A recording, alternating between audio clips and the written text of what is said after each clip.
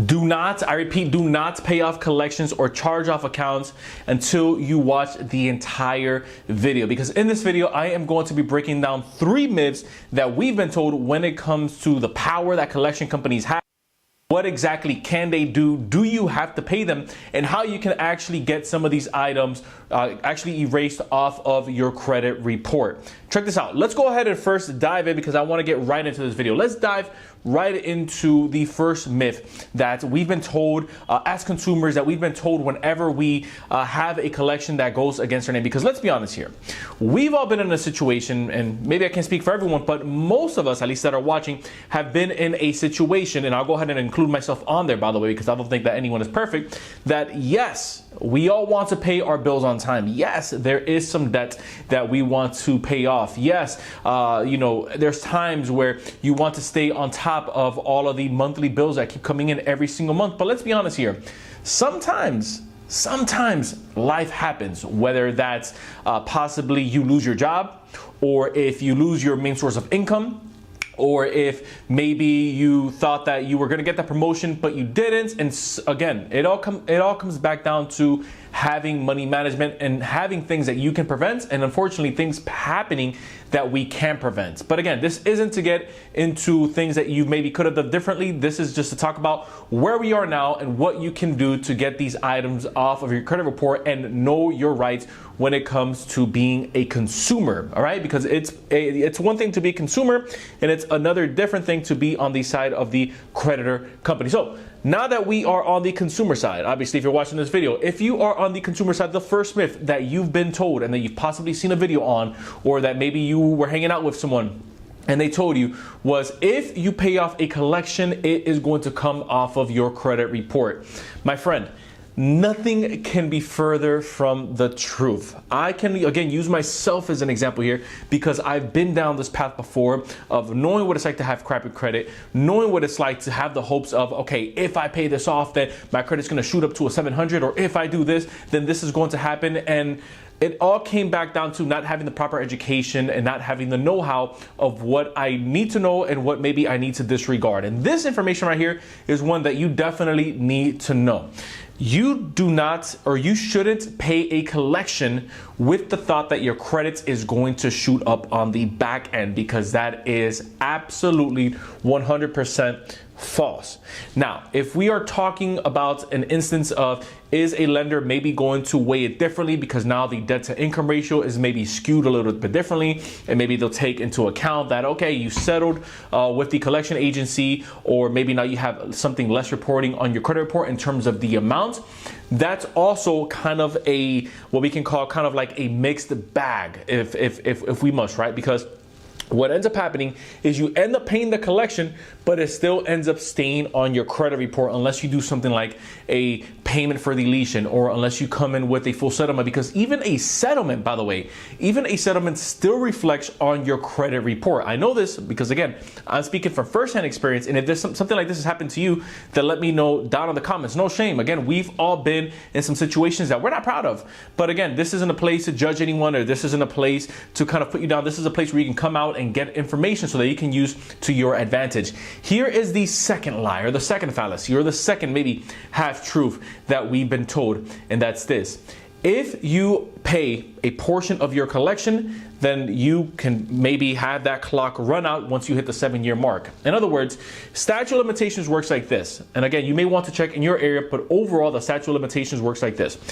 Once you haven't paid off a collection, or once, let's say, that debt has been written off, right, and 7 years goes by, assuming that you haven't revived that debt by either speaking with these collection agencies or getting on a payment plan with them, after 7 years, you are able to get that removed off of your credit report. Again, assuming that you've wanted to wait that long. Some of us don't want to wait that long. Some of us have wanted to have good credit so that we can get a better interest rate on our car.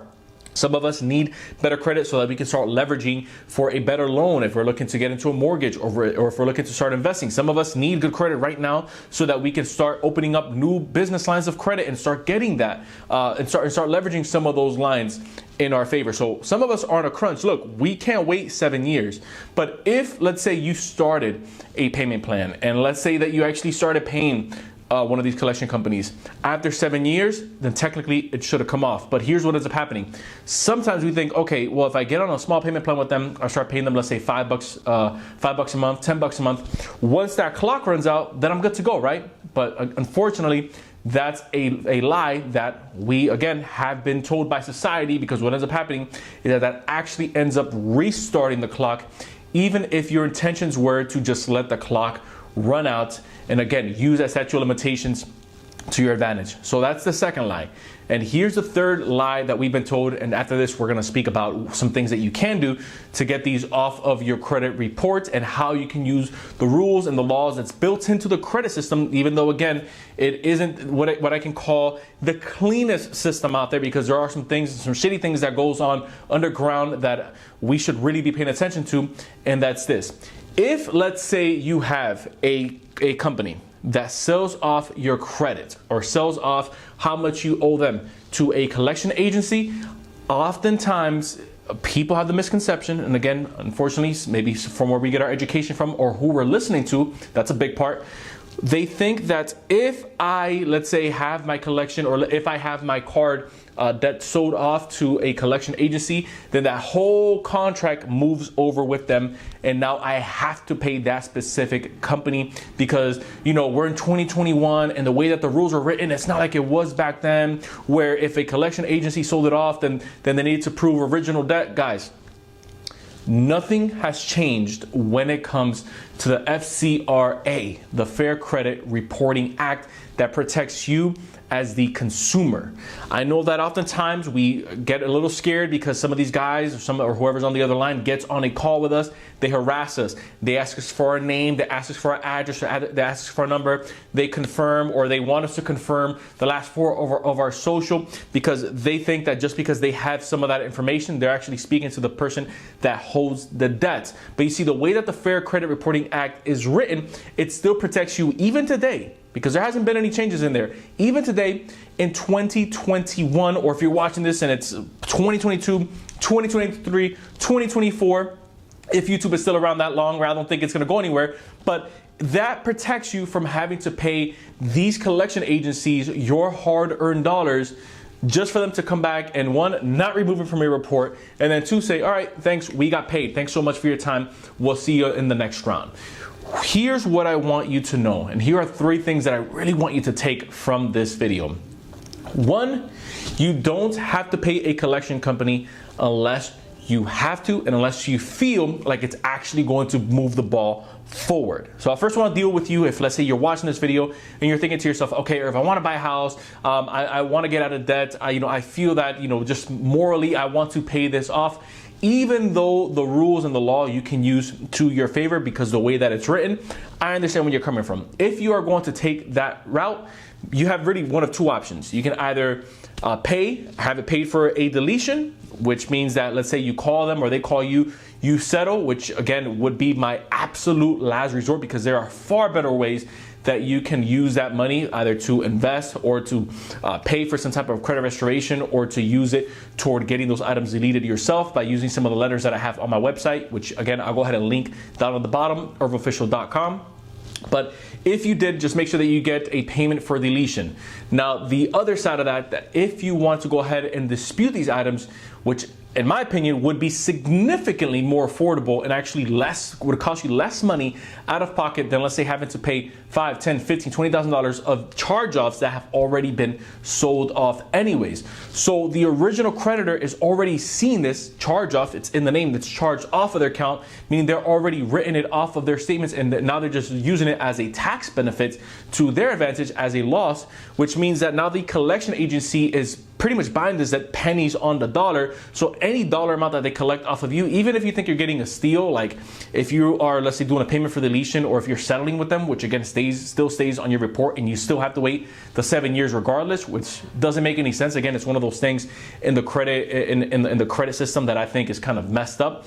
But let's say that you paid them, and then you thought you got a steal because you owed $5,000, or they got you for $5,000, and you paid them $2,500, which is half of the debt that you would have paid, right, for your credit card. What ends up happening is, for them, $2,500 is significantly more, because they bought this for for 15, 20, 30 cents on the dollar. So their profit and their upside is way higher than what you're getting on your side. Here's the second thing that you can do.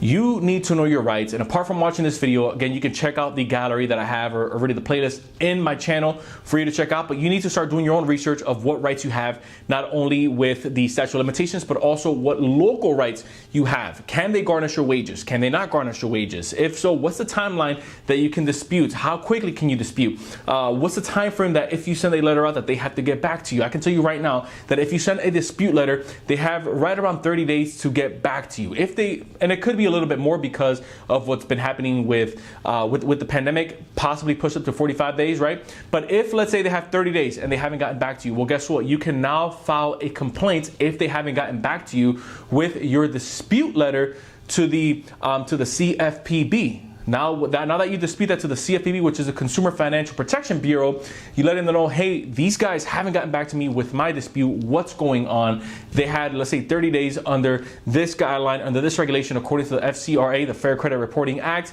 I am demanding that this gets removed off of my credit immediately.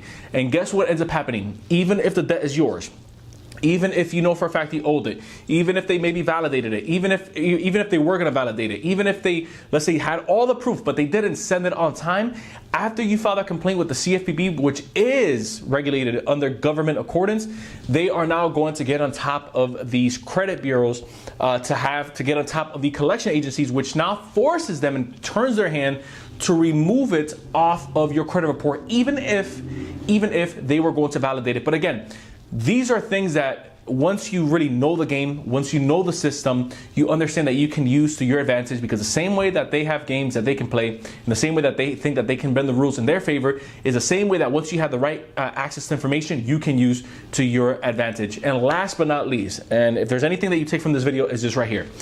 If a collection company, I don't care if it's a collection agency, I don't care how the person sounds on the phone, I don't care how much information they have on you, never confirm that it's you speaking with, or never confirm that it's you. So if they call and they say, hey, Irv, no, I'm sorry, you have the wrong number. Click, do not engage. You are on a recorded line. They are going to use that as leverage to either validate via letter that the debt is yours, or validate verbally that the debt is yours, aka a phone call. That's why it's recorded. Can you confirm the last four of our social? Click. Absolutely not. I'm not engaging. Do you still live at XYZ Avenue? Absolutely not. Click. I'm hanging up. You had a credit card with so and so. They've not put us in charge. We are actually calling to do you a favor and settle for a lower amount. Notice that they said settle and not pay for the lead. Notice that notice a tactic that they are doing you a favor. What favor are you actually doing me? Once I pay you, it's still going to stay on my credit report.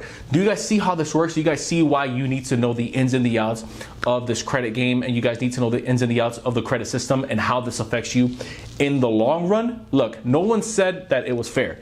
If they're not going to play fair, then we definitely need to know what we're doing so that we can play that game as well and pick it up another level. If you found value in this content, and if this is something that really resonates with you, make sure to hit that subscribe button down below, join the official community, and share this with someone that's in that situation right now where they're trying to get some things off their credit. They're trying to get their credit right, and they keep having these credit card companies, not credit card companies, collection companies, harassing them about alleged credit card debt or card debt that they supposedly had. So make sure to share this video with them. And if you haven't done so already, make sure to hit the subscribe button down below. Don't forget that anytime we're not posting on here, we are posting over on the Inside with Irv show. So if you like what we have going on over here, you'll love what we have going on over there. And again, don't forget that you can find yourself credit cleaning bundles over on the Irv official website where you can do it yourself. Once again, I appreciate you guys watching. Until next time, everyone, I will see you in the next video.